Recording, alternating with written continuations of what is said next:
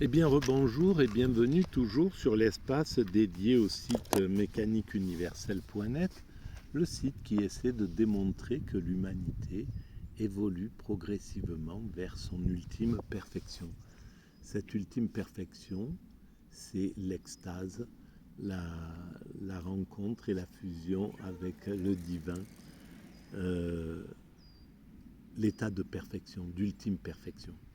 Nous allons vers cet état sans le savoir et sans savoir que nous réalisons cela. Les hommes construisent quelque chose de plus haut et de plus grand qu'ils ignorent et réalisent pourtant, écrit Hegel, et il avait absolument raison. Voilà. Et pour démontrer cette théorie, je m'appuie sur des bouquins que je trouve au hasard de mes pérégrinations sur les vides-greniers. Par exemple, cet ouvrage, je l'ai acheté il y a très longtemps, de Jean Miquel, cours de philosophie. Il était dans ma bibliothèque, je l'avais un peu picoré, mais voilà, là je le prends et je l'utilise. J'utilise un petit peu la lecture, les découvertes que j'en fais, pour digresser ensuite sur ma théorie. Alors, si vous pensez que c'est cette vision, que ces propos atypiques, hein, euh, mon cerveau fonctionne sous la forme de l'autisme Asperger, vraisemblablement. Donc ça donne des points de vue atypiques, un petit peu décalés par rapport au point de vue classique. Et si vous pensez que ces points de vue et ces vidéos ont un intérêt pour la collectivité, vous pouvez mettre des pouces bleus, vous pouvez vous abonner, c'est gratuit, et tout ça, ça donne de la visibilité à, à l'espace, à cet espace YouTube. Voilà, vous pouvez aussi mettre des commentaires et des critiques, et j'y réponds tout le temps. Voilà. Et j'accepte toute critique est bonne, même celle qu'on a parfois du mal un peu à entendre, mais bon, c'est pas mon cas. Voilà. Alors, je suis sur le chapitre 1, la culture humaine. On a vu la technique, l'art, la religion, la science et les débuts de la philosophie. Le philosophe comme douteur, c'était tout à l'heure, et là, c'est le philosophe comme acteur. On va voir comment pense dans la culture humaine ce que pense Jean Miquel du philosophe comme acteur. Je commence à lire et je découvre. Le philosophe comme acteur. Pourtant, il arrive qu'il veuille agir sur les choses mêmes et d'abord sur les institutions. Le philosophe. N'a-t-on pas nommé philosophe au XVIIIe siècle ceux qui, en conséquence de connaissances, réflexion et raisonnement, tout occupés à dépouiller et, comme on dit aujourd'hui, à démystifier l'opinion commune, s'efforcer de concevoir et d'instaurer un ordre plus viable, non pas peut-être directement conforme, mais plus favorable à une meilleure conception de l'homme. Ben bien sûr que l'investissement de l'homme du philosophe en politique est fondamental. Et on pourrait le faire plus ou moins naître avec Socrate et sa contestation des idées établies, son désir de développer la morale, l'éthique, etc., de venir à l'encontre des philosophes des philosophes sophistes qui préconisaient d'être bien de bien s'acclimater au monde tel qu'il est, et donc voilà, de pouvoir ruser les autres, de tirer son épingle du jeu dans le contexte tel qu'il est.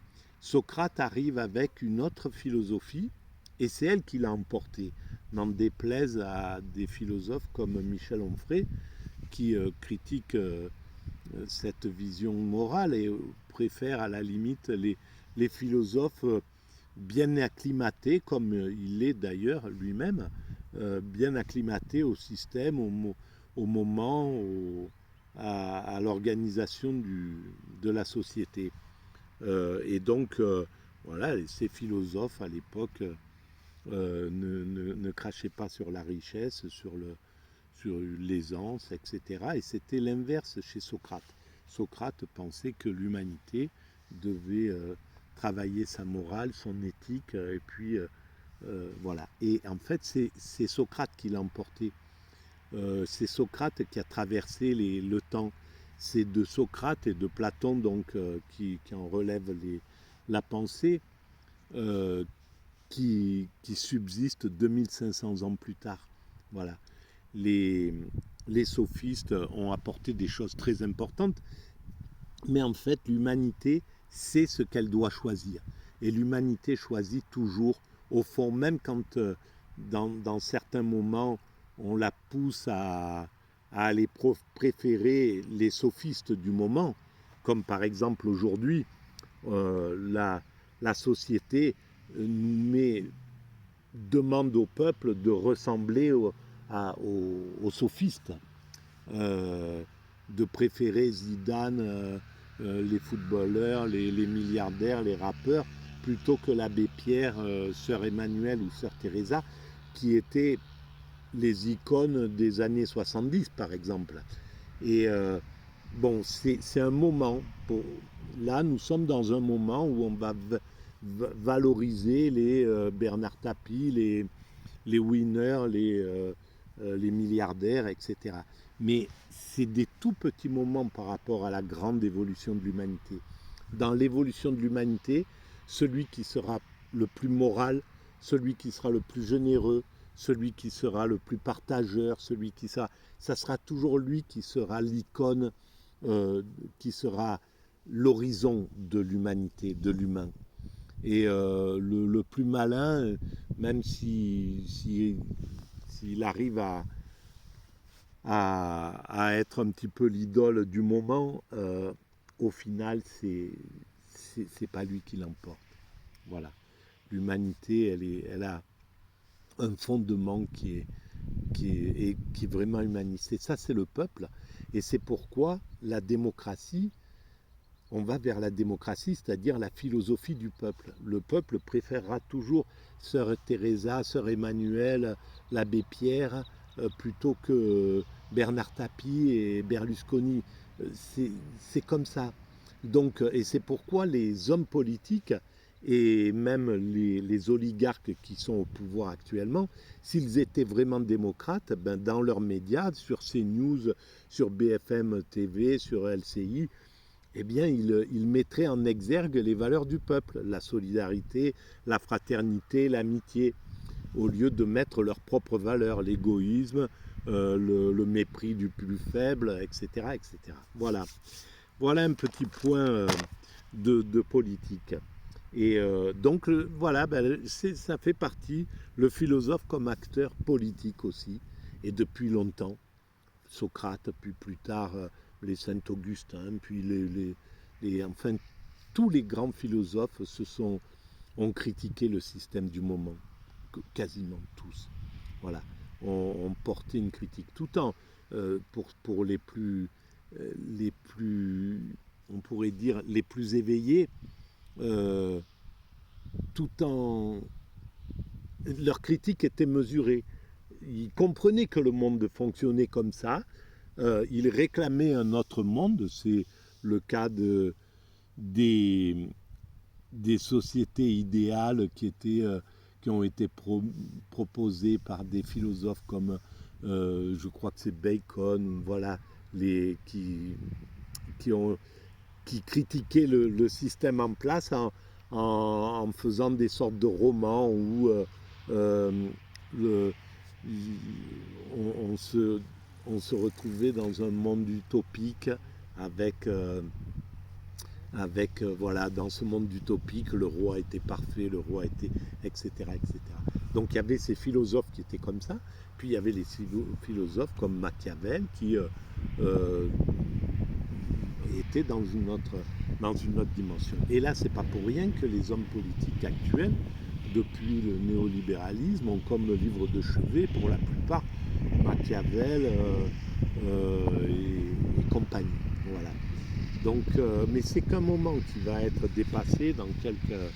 Dans quelques décennies, on sortira de cet état un peu curieux. Voilà. Et donc, et les philosophes ont toujours été critiques du système. Alors, je continue ma lecture. À démystifier donc l'opinion commune, s'efforcer de concevoir et d'instaurer un ordre plus viable, non pas peut-être directement conforme, mais plus favorable à une meilleure conception de l'homme, donc plus humaniste, plus juste. Donc il critiquait l'injustice, il critiquait, etc. Il y a chez le philosophe ce mélange d'humilité et d'orgueil, tel qu'on pouvait le rencontrer dans la personne de Socrate.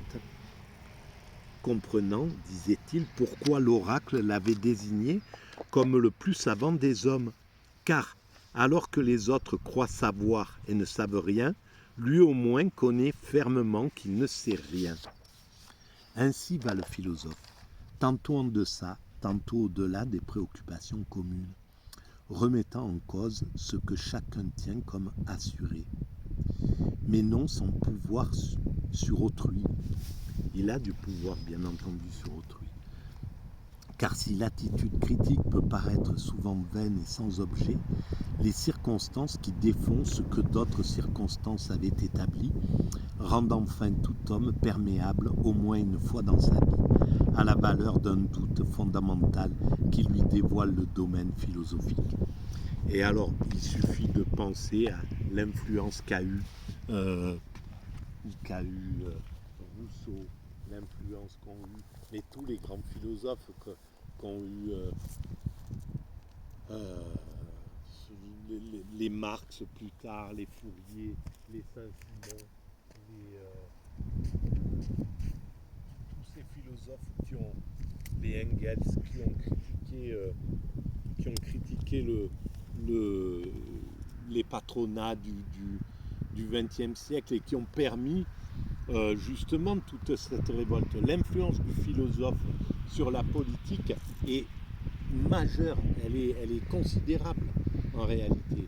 Elle influence certains hommes politiques, les opposants, les oppositions, elle influence les sociologues, elle influence tout le monde. Et c'est une bénédiction.